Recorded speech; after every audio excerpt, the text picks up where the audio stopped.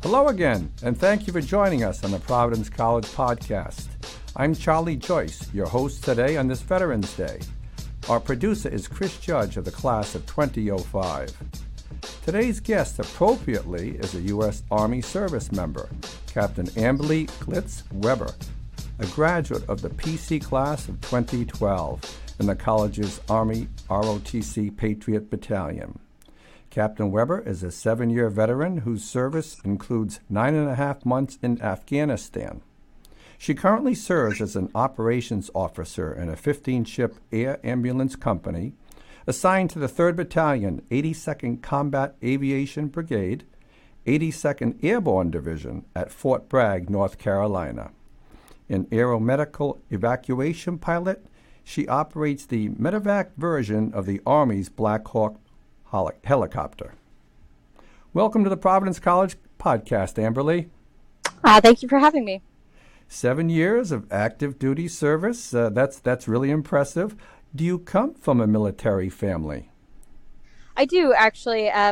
We have my father's side of the family has veterans all the way back through the Revolutionary War. My mother, father were both veterans, and then 3 of my 4 grandparents were as well. So sisters, uncles were, I would say, military heavy in the family. I would say so. Then I was going to ask you, how and when did your interest in serving in the military develop? But that's pretty obvious.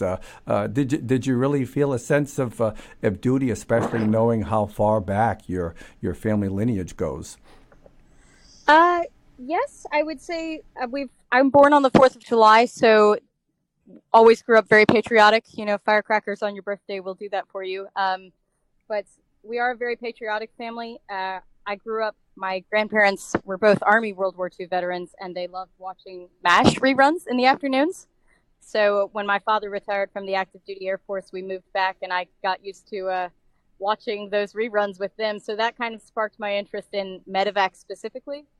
And that's what led me to decide, I think I want to be a medevac pilot. Of course, it wasn't till later in high school that I did the research and realized, okay, this is not an Air Force track. This is something really that only the Army provides. So that led me to look into Army ROTC as an option. And once I started researching more about the medevac mission and the heritage and lineage that exists in that community from back to Vietnam and the Korean War, primarily with Charles Kelly in Vietnam was when it really took hold, inspired me to apply for that program. Excellent. And did you, as a youngster, fly in planes or have an interest, really, from very early on? No, my father and both my uncles were pilots. So, I mean, we did talk about planes a lot. You know, I was always very proud of my dad being a C-130 pilot. We talked about how he had flown into Vietnam towards the tail end on a few missions. Just based on his age, he caught the tail end of that conflict. And, you know, we talked about it a lot, but I never honestly had very much interest in flying until I decided, okay, I want to fly this mission specifically. And so that led me to aviation. And of course, now that I have served in the career field for longer, there are aspects of aviation in general, which I do love. But it really was the initial desire to serve in the medevac mission and the evacuation of casualties that then led me to aviation as opposed to the other way around. I see. Amberly, your role as an operations officer carries some major responsibilities. Break down your position for us. First, I'll say in a broader scope, the area and task force that you are a part of, and then maybe your individual roles. Okay. So it's, let me see if I understand your question. I serve in the 3rd Battalion, General Support Aviation Battalion of the 82nd Combat Aviation Brigade. So essentially, our battalion is one of the more multifaceted within the brigade. We have an ATC company is our Fox company. That's soldiers who are basically able to deploy and set up forward ATC operations. You know, that's something you don't see in other battalions across the brigade. We have Blackhawks, we have Chinooks, we have maintainers, aircraft maintainers. We also have Echo Company in our battalion is our ground maintainers. So we have probably the widest footprint of different mission sets within our own battalion. And of course, the Charlie Company in a GSAB, or General Support Aviation Battalion, does provide. We're the medevac. So looking at that, I'm the operations officer for Charlie Company, which is our medevac company in the battalion. Probably the easiest way to look at it is it's also called in other companies across the Army. It would fit most easily into an executive officer sort of slot. Medevac is bracketed differently than most regular ground companies, so it is slightly different. But I would just say it's an executive officer's position that I help monitor and plan training for the company. So rather than being a platoon leader, where I'm responsible for a quarter of the company, falls directly under my command, I don't have soldiers directly under my direct responsibility, but I am the senior captain in the company, helping mentor the other platoon leaders, helping maintain administrative tasks, serving as assistant to the commander, who is a major. Let's see, I think that kind of covers it. And then also flying as a regular pilot, accomplishing the day-to-day missions, but mainly that long-term planning and operational aspect is the focus of the position. What are your shifts and days like at this point of your career? So Charlie Company 3rd Battalion has the unique mission of providing medevac coverage here at Fort Bragg, as well as when we deploy. So we can have a very fluid schedule from week to week. In the Army, we do conduct physical training in the mornings. So, one day I may show up, I'll have a 6:30 start time at work. We're doing physical fitness training with other platoons across the company. I have trained, we just recently wrapped up our training, the Fort Bragg Women's Army 10-miler team. So days that I was not flying, I would train with them for the 10-miler that was conducted in DC earlier this month. But if I'm flying, then based on that show time, we may show later if we're going to fly goggles, just to allow for that crew rest, to fly at night, that is. So we may have a later show than we're flying at night, or if you flew night the night prior, you'll show kind of a different shift time. And then, of course, if we're pulling duty, we do provide, as a company, 24/7 medevac coverage here on the range. So we'll evacuate casualties from off of the range reservation here at Fort Bragg. And we also conduct patient transfers from Fort Bragg Medical Treatment Facility, which is Womack Army Hospital, up to UNC Chapel Hill Hospital, or to Duke University Hospital, which is approximately a 35-minute flight away. So days that you're there, that's a 72-hour duty cycle. You're in a separate hangar next door to essentially where we usually work, and you're on that 24-hour call waiting to evacuate someone from the range, or potentially provide a patient transfer up to duty. So we do have a lot of missions going on, from our day-to-day battle rhythms to our medevac coverage to ranges, additional training. We also do what's called air mission requests with ground units across Fort Bragg. Will request essentially to train with us or to incorporate us into their real-world training scenarios, in order to better prepare their personnel for the eventuality of having to call a medevac at some point. That's a pretty extensive schedule and range of area that you cover. Are you flying almost every day, would you say, at this point? No, just based on the administrative position and requirements, it can be difficult to fly. I'm in a flight company, however, so I do fly at least once a week, usually try to aim for at least once a week as a training flight or one of those air mission request supports. And then I tend to be on medevac duty at least once a week. So between those two, we will do some flight time on medevac duty as well. I would say it's a pretty busy week if I fly 3 to 4 times that week, just because of all the other requirements going on. But 1 to 2 times is probably the more accurate, from week to week, that I would be actually in the cockpit. Sure. And with the medevac flights, how many other crew members are there? So we have 4 crew members on our Black Hawk. Ours is unique in the sense that one of our crew members is a flight paramedic. So there's 2 what we call backseaters. They sit in the back of the helicopter. One is a crew chief, which is an aircraft maintainer who is, think of it as the maintenance provider for that aircraft. He's the one who can fix things if it breaks. They assist us in airspace surveillance, as well as conducting mission tasks like hoist. They're the one who's lowering the medic down. That brings us to the flight paramedic. Of course, that's what makes us medevac, is having that en route critical care capability. So our flight paramedics are also trained in airspace surveillance, and they have some aircraft training, but their primary purpose is to be able to provide that medevac medical capability. And then we have 2 pilots up front. So it is a 2-pilot aircraft. We would never fly it with just 1 pilot in the front. So with a pilot in command is the more senior pilot, and then the more junior pilot would be called the pilot, essentially of a co-pilot aspect. And that's the 2 pilots up front. So 4 members on the crew at any time, and I think that answers your question. Definitely. It sounds pretty exciting. And when you actually go on a mission, you're obviously very well trained. You've done it numerous times. But how do you feel? Is there still a level of excitement? Are you a little anxious? What is it like for you? I think you could compare it to athletes before game day, or something to that is probably comparable.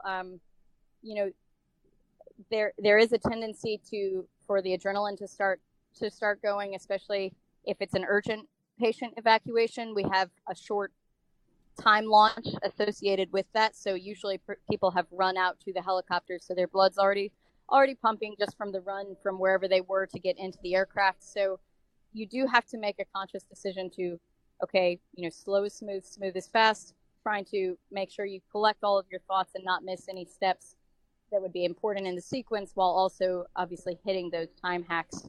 I've found actually that training, you find yourself, I don't want to use the word flustered, but you would find yourself more potentially anxious and that higher level of adrenaline in a training scenario, whereas when I've had the actual real-world medevac urgent casualty evacuations, I have felt strangely calm, which I did not expect to, obviously, before going into them. So I think it can be a mix, and it would affect different people differently. But definitely, there's going to be a sense of urgency and pressure associated with it, because there's so many things hang in the balance. Emily, give us a brief overview, if you would, of your career since you were commissioned as a second lieutenant at PC in 2012. Sure. So I did graduate in May. I had a couple months off before I started active duty service. So in August of 2012, I reported to Fort Sam Houston, and went through basic officer leaders course there at Fort Sam Houston through the Army Medical Department, since I'm a Medical Service Corps officer. From there, I then went to Fort Rucker for approximately a year to a year and a half, where I essentially attended flight school. So at graduating of flight school, that was in March of 2014, I went to Fort Campbell, Kentucky. En route to Fort Campbell, I attended Army Airborne School in Fort Benning, Georgia. Once I signed into Fort Campbell, I was assigned to the 101st Airborne Division, 6th Battalion, which is the General Support Aviation Battalion for the 101st Airborne Division Air Assault, and spent the next 3 years there. I did deploy with the 101st, and after deployment, conducted a JRTC, or a Joint Readiness Training Center, to exercise with them, essentially a simulated deployment to Fort Polk, Louisiana, for about 30 days. Did a number of cross-country training missions. Had built a lot of my experience there at Fort Campbell, and really grateful those experiences there. At that point in April of 17 was when I did move to Fort Bragg, North Carolina. I attended another Joint Readiness Training Center rotation here with the new unit at Fort Bragg. That was kind of my entry to the unit. We rolled right out the door to Fort Polk, Louisiana. I served on the battle staff as the battle captain during that rotation. And then upon returning back to Fort Bragg local, I went back to Charlie Company, 3rd Battalion, and have served as 3rd Platoon Leader, Headquarters Platoon Leader, and now the Operations Officer in this company. Wow, that's pretty impressive. As I mentioned earlier, you served in Afghanistan in 2015 in support of what was known as Operation Freedom's Sentinel. What were the conditions in that experience like for you? I am very grateful to have deployed. I had a wide range of experiences there. It was definitely a life-changing period of time for me. I actually was lucky enough to rotate to a number of different sites across the country while I was there. So I started out at Bagram Airfield, which is a slightly more mountainous area. It's near Kabul, so near the capital. And so basically it was in hard stand buildings there. It was an old Soviet aircraft hangar. It's since been demolished. So it was 24/7 medevac coverage there. Not sure exactly what you're looking for. Are you just a description of where we were stationed, or? Yeah, precisely, and maybe some of the weather, that kind of thing. Okay. Well, at Bagram, we were, arriving in March. It was cooler weather, but it was on the upturn into really beautiful weather there. Like I said, it's kind of in a valley surrounded by mountains, so they're fairly nice weather.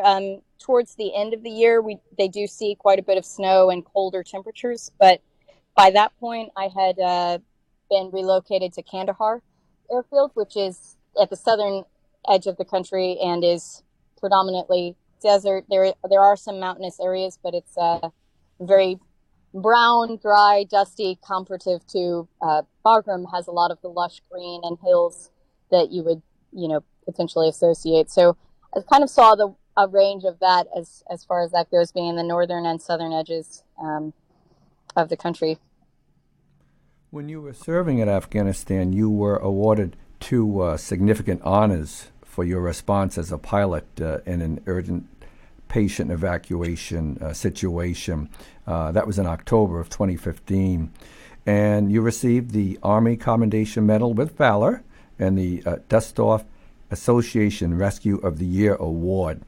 Now, that obviously was a very tense and dangerous situation, Amberly, for you. Tell us about the evacuation. Well, I would preface that with, obviously it was an award that I received, but the entire crew did receive it, and especially in a Black Hawk, we do have to work as a team, both pilots, the crew chief, and medic in the back. Nothing would be possible without all four people working together as a team. So I was grateful to have the personnel with me at the time.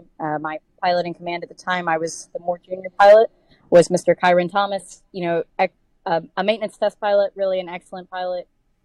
Was lucky to have been flying with him. We had Sergeant Joom was our flight paramedic, just one of our great medics, and then one of our crew chief was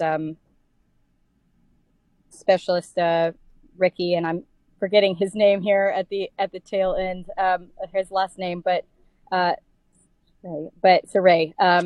So I mean, I'm grateful to have been there with my team. They were in my platoon at the time, so I was very close with them, and we flew regularly together. At that point, it was towards the tail end of deployment, so my platoon sergeant and I were actually awake in operations at the time that we received the mission. It was somewhere around 4:30 or 5 o'clock in the morning. It's still dark out, and basically got a notification that there had been an IED blast. So we didn't have an official 9 line yet, but we just went ahead. I was actually in ops at that point, so I just jumped, grabbed gear, and ran out to the aircraft. So that put us ahead of timetable a little bit. We were able to get off the ground very quickly. Once we did receive the mission, we headed out to basically some ground forces were conducting a recon by fire and had taken fire from the enemy. So there was essentially three casualties were loaded into the aircraft, but the most serious was a double amputee. My medic at the time, Sergeant Joom, did incredible work sustaining that patient while we evacuated him back to Kandahar Airfield for follow-on surgery. Basically, just all of the complications that go, of course, with a double amputee. It was a complicated landing because it was still a hot LZ, and the ground force was actively engaged, suppressing the enemy, and just going into what was ended up not being a pinnacle, but a very high altitude landing with, you know, with a lot of coordination between the crew, making sure we got in there into a very tight LZ. The ground guys were kind of scattered over the pinnacle directly under the rotor disc. So a lot of things were going on at the time. It really was just a matter of crew coordination and everyone, kind of working together as a team to make sure we got in and out smoothly. And then, of course, getting back as quickly as possible. Coming back down out of altitude, we were able to pick up to probably about the highest speeds we'd be able to pull in the aircraft, just because we were coming out of that altitude. That descent helped us pick up the speed. So got him back to the treatment facility, and the patient did survive. Grateful for the surgeons that we got him to in time. Every second counts in medevac, and so it was one of the scenarios of we're just really proud to have been able to provide that service to one of our fellow service members. Sounds like a mission well accomplished for sure. Amberly, let's talk about your training now with PC's Army, ROTC, Patriot Battalion. A few years ago you said that your days with the battalion were some of the happiest of your life. Why was that? ROTC was just a great community. There's so many senior officers and NCOs who work there in the office. Sergeant Major Gary Fortunato is essentially a legend for students who have gone through that program. He's been stationed there for years and years. I couldn't even tell you how long, just mentoring and leading those students who go through his ranks. I couldn't list all of the personnel we've had, but Major Lafferty was one of our instructors. He worked actively in the Rhode Island National Guard, so I know he still touches base with the battalion time to time. Major Shosh was one of our active duty officers. I really couldn't name them all, but just the family dynamic that's built there, and I really think that's due to Lorraine Shorlano is the office administrator, but she's taken on so much more than that in her role. She's been at the battalion working as the office administrator for, I want to say, decades, and just really builds a personal relationship with every cadet that comes through. So that's a huge part of it, combined with the fact that you're experiencing a slightly different college life than the other people on campus. So those situations and experiences you get to have through ROTC, whether it's going to the field training exercises together or competing on the Ranger Challenge team, which is a military skills competition that they do in fall semester, or just doing those training events where you spend the time together one-on-one, even just PT in the mornings where literally no one else on the campus is awake and you've got this group of people training to meet physical goals together. It really has a team building effect. As you reflect on your career, in what ways were the battalion experience critical to you, skill-wise and otherwise? I would say, if I understand your question correctly, the ROTC's main goal is not to teach you concrete skills. Every cadet there is going to go into a different career path in the Army. So some persons are going to graduate and become infantry officers, whereas, in my instance, I became a medical service corps officer and went and flew Black Hawk. So we have such a wide range of career paths will graduate and come out of that battalion. Their purpose is not to teach you concrete skills, but rather to teach you or rather guide and mentor you in some of the, I don't want to say philosophical aspects but preparing you to be an officer in the sense of the preparation you need to do for personally and ethically to prepare yourself to lead America's sons and daughters in the future. I think building that base of ethics and leadership, of course, is the main focus of ROTC. You were a French major and a writing minor at PC, and last year you earned a master's degree with an emphasis in English and creative writing from Southern New Hampshire University. Do you do much creative or other writing now, and have you always enjoyed writing? I have always enjoyed writing. I added the minor towards the end of my time in Providence College, just started taking a few classes and enjoyed it to that extent. That's what led me to focus on it for the master's. I would say most of my creative writing in recent years, has basically been for school required assignments. So, ideally in my mind, I would write more on my own and at some future point. I think realistically, just with the career requirements, family life requirements at the time, I don't make a lot of time to do creative writing currently, but it is a goal for the future. I'd like to at some point do a little bit more professional writing. It's just not feasible with my current time allotments. Emily, what do you feel best about when you think of your Army career to this point? What I'm most grateful for from the Army is the opportunities that it's given me, as well as the family and personal relationships that I've found in the Army. Starting from ROTC, I still have friendships to this day from our graduating class. Our kids now play together. I mean, they're infants, so I wouldn't say they're friends with each other, but they would be if they lived closer.